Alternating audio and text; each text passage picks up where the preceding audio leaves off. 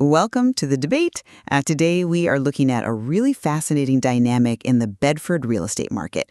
Specifically, we're digging into May 2026 data for homes priced over $309,000. Right, and this is based on that recent market report brought to you by Nikki and John Batiste of local realty agency Mid-Cities. Exactly. And the numbers are, well, they're honestly a bit jarring. Home buyers in Bedford are touring properties at a blistering rate, averaging over 7 showings per active listing. Yeah, 7.1 to be exact. Right, 7.1. Yet out of all that massive foot traffic, closed sales just completely plummeted to 35. So the question is, why are buyers obsessively looking but aggressively refusing to actually buy? I'll be arguing that this stall is basically driven by choice paralysis. Inventory has climbed, and buyers are fundamentally altering their search behavior. And I have to completely disagree with that premise. We aren't looking at a psychological shift here. We are looking at a mechanical failure in the market. A mechanical failure? Yes, sellers are suffering from serious anchoring bias. They are pricing their homes based on last year's peaks. I mean, the data shows a median original list price of $442,000 against a median closed sales price of $418,770. Okay, but That $23,000 gap isn't just friction. It effectively breaks the transaction because buyers literally cannot bridge the appraisal gap. Sellers are demanding a premium that the financing mechanism simply will not support.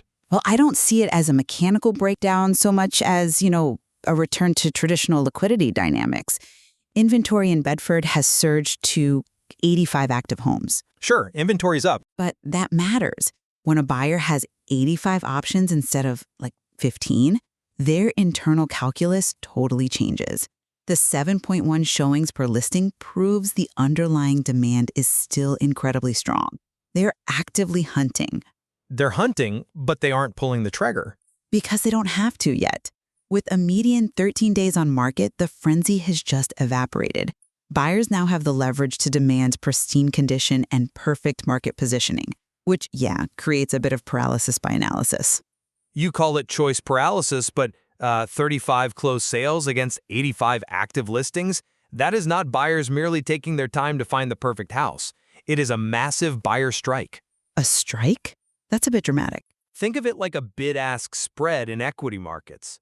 The market makers, our Bedford sellers in this case, are refusing to lower their asking prices to meet the buyer's bids. When the spread gets too wide, liquidity completely dries up.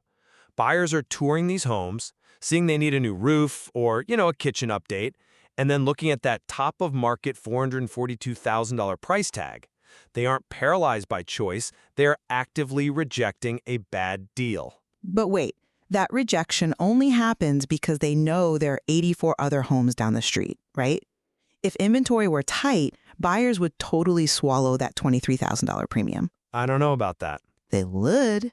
They'd waive the appraisal and finance the difference out of pocket. I mean, we saw it happen for years. The sheer volume of inventory is exactly what gives them the breathing room to suddenly care about a dated kitchen. The friction isn't the price in a vacuum. It's the price relative to the sudden abundance of alternatives. Well, the abundance of alternatives absolutely exposes the overpricing, I'll grant you that. But it doesn't change the root cause, which is just seller delusion. Wow, delusion. That's a bit harsh, isn't it? It's the reality of the data. Homeowners are looking at raw foot traffic, the 7.1 showings, and falsely equating it with a willingness to pay their inflated list price. They see a busy open house and think, oh, my valuation is justified. But the closed sales metric is the only reality that actually matters. Yeah, but Until Bedford sellers capitulate and drop their prices down to that $418,770 reality, days on market will just keep ticking up. sellers holding firm isn't necessarily a delusion if the foot traffic remains that high. It is a game of chicken. If demand is bringing 7 groups through the door, a seller might reasonably assume that the 13 days on market isn't a permanent stall. Oh, so they're just waiting them out. Exactly. They might just be waiting out the buyer's fatigue. The market isn't failing. It is finding a new equilibrium where both sides are rigorously stress testing the other's resolve. Testing resolve is a really dangerous game when you are sitting on an illiquid asset. My position is that the $23,000 spread between list and sale price is the definitive hurdle here. Bedford homeowners preparing to list need to realize that high showing volume will not rescue an overpriced, underconditioned home from just languishing on the market. And I maintain that the sheer availability of 85 homes fundamentally shifts the power dynamic. It breeds selective, methodical buyers who use their newfound optionality to ruthlessly compare value. Well, we can definitely agree that it requires a more sophisticated, analytically driven strategy than we've seen in recent years. Absolutely.